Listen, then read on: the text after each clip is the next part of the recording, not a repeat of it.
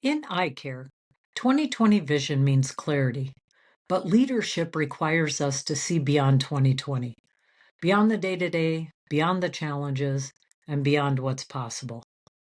Welcome to Beyond 2020 Leadership. I'm your host, Tamara Nord. Have you ever looked around your organization and wondered, if my best leader left tomorrow, who would be ready? More importantly, would someone actually be prepared to step into that role?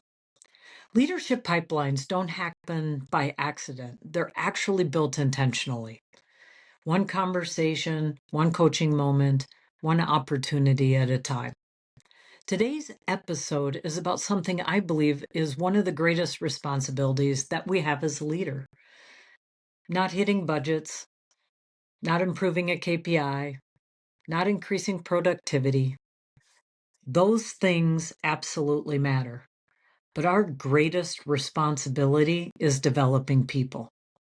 We're talking about mentoring future leaders, identifying potential before there's a title, creating leadership opportunities before positions become available, and what each of us can do to become the obvious choice when the next opportunity arrives. So let's get started. Because one of the biggest misconceptions about leadership is that it starts with a promotion. And I don't believe that.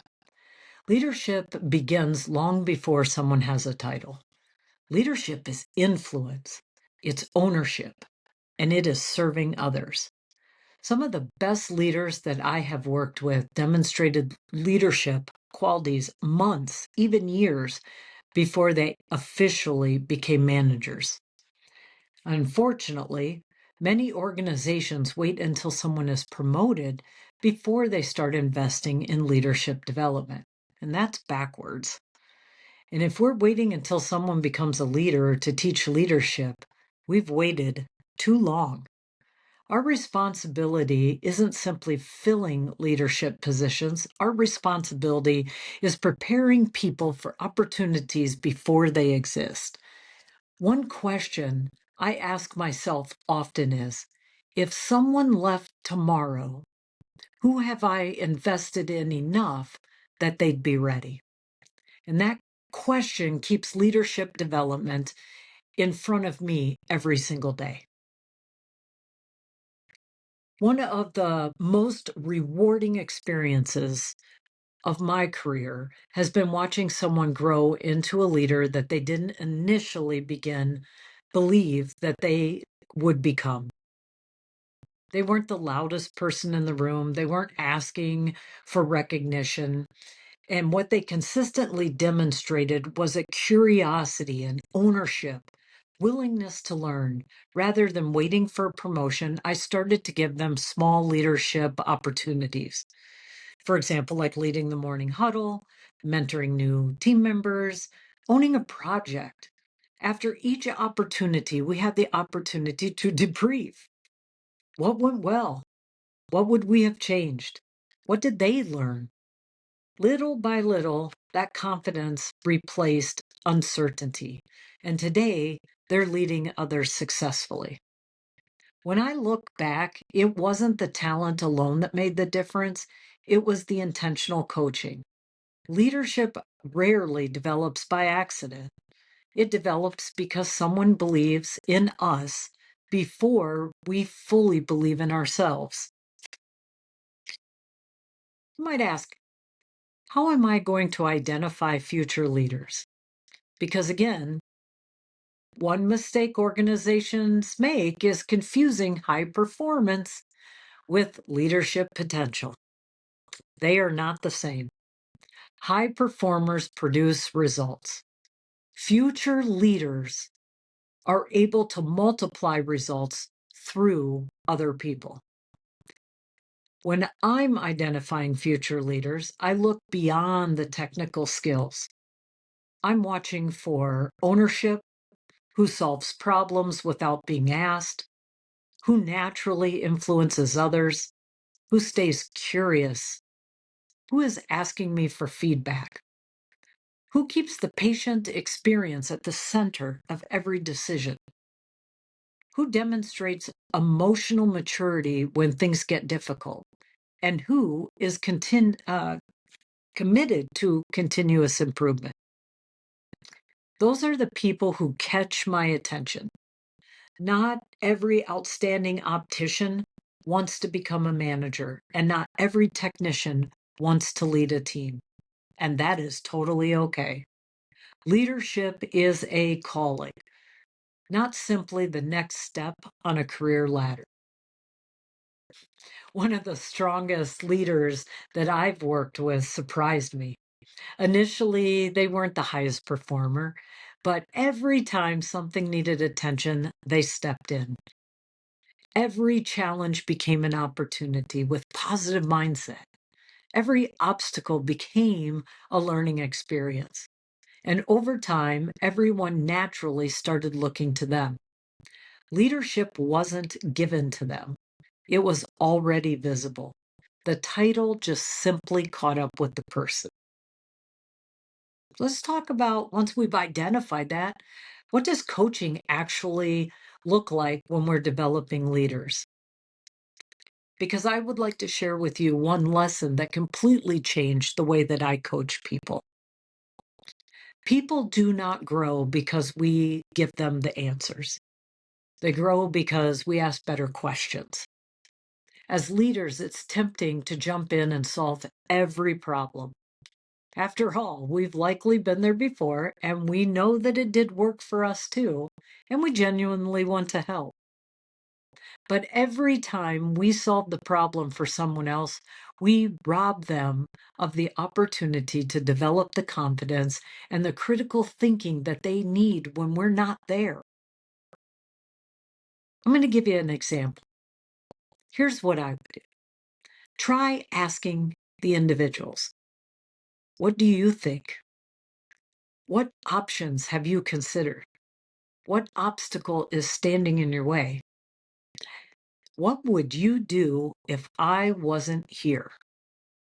Those questions begin to shift the conversation.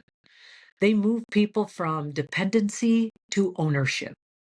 Leadership isn't about creating a bunch of people that need us. It's about creating people who can thrive without us. And one coaching habit that I've adopted is ending every development conversation with one simple question. What is one action you're committed to before we meet again? Growth doesn't happen during the conversation. Growth happens in the days, the weeks, and sometimes years that follow. And when people put what they've learned into practice, that's when the magic happens. I can think of one leader immediately who comes to mind when I think about the power of intentional coaching. When they first joined our team, they were dependable, hardworking, deeply committed to the patients. They had all the right ingredients to become a leader, but they didn't yet see the potential themselves. And like many emerging leaders, they were hesitant to step outside their comfort zone, and they had worried about making mistakes and questioned whether they were ready for more responsibility. Rather than waiting until a management position became available, I intentionally began creating leadership opportunities for them. I asked them to lead more morning huddles. I encouraged them to mentor new team members. I gave them ownership of projects instead of just simply assigning tasks. After each opportunity, we would sit down together and reflect the things that went well, what challenged them, what did they learn, what would they do differently next time. Those conversations weren't about evaluating performance. They were about developing confidence. And over time, something incredible happened. They stopped looking to me for all the answers, and they started trusting their own judgment. Their confidence grew. The team and their teammates, peers began to look at them for guidance. And eventually, when a leadership opportunity became available, there was very little debate around who was ready. They had already been leading. The title simply recognized what everyone else had already seen. And today they're leading an exceptional team and developing others with the same intentionality that was invested in them. And one of the proudest moments of my career wasn't watching them receive the promotion, it was watching them mentor someone else, seeing them ask those same thoughtful coaching questions and seeing them encourage another team member to stretch beyond what they thought was possible. And that's when it hit me. Leadership isn't about creating followers. It's about creating leaders who continue investing in others long after your direct influence ends. That's the ripple effect of mentorship. That's how cultures become stronger, how organizations build leadership pipelines. And ultimately, that's how we create extraordinary experiences, not just for our teams, but for every patient who walks through our doors. So let's talk about building a leadership pipeline, because every leader should be developing their replacement. Some leaders hesitate because they're afraid of becoming replaceable. And I believe the opposite. The leaders who consistently develop people become invaluable. And leadership pipelines don't happen during hiring. They happen every day. Invite someone to lead a meeting. Assign ownership to a project. And most importantly, cross-train. Create development plans. Rotate responsibilities. Give people opportunities to stretch before they're expected to perform. So here's my challenge. If you left your role tomorrow, who would be ready because of your investment? Because that's your leadership legacy. I speak to a lot of people throughout the year that ask about wanting more or how do I get to this next position? The most important advice I give them is they have to become the obvious choice. And that's one of my favorite leadership concepts from the idea of becoming the obvious choice. The next opportunity isn't just won during the interview. It's earned every single day beforehand. People become the obvious choice because they're dependable. They communicate well, they can solve problems, they continue learning. They make their leader's job easier, and they don't wait to be noticed. They create value before anyone asks. I'd like you to ask yourself, what reputation am I building today? When opportunity arrives, will people say, let's give them a chance? Or will they say, this isn't another choice? That's the goal. Become the obvious choice. So I'm going to give you 5 leadership challenges this week. So before we wrap up, I want to, 1, have you identify one future leader and intentionally invest in them this week. 2, I want you to schedule one coaching conversation focused entirely on development. 3, delegate a responsibility that stretches someone's capabilities. 4, ask one person, where do you see yourself in 2 years? Then listen. 5, choose one habit that will make you more valuable to your team and your organization. Small, intentional actions create extraordinary leaders over time. Leadership isn't about it isn't measured by how many people follow you today. It's measured by how many leaders exist because you invested in them. So if you're waiting for permission to grow as a leader, do not. Start building the habits. Start building the relationships. Start building the reputation that makes you the obvious choice.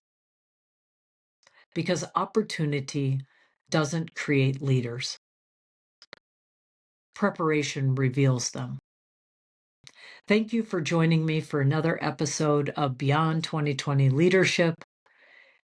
And if today's conversation engaged and encouraged you, I'd appreciate if you left a comment after the podcast. Share this episode with a mentor or an emerging leader. Leave a review. And connect with me on LinkedIn. And before you go, I want you to reflect on one final question. Who are you developing today? And who is developing you? And until next time, keep leading with purpose and remember to see beyond today.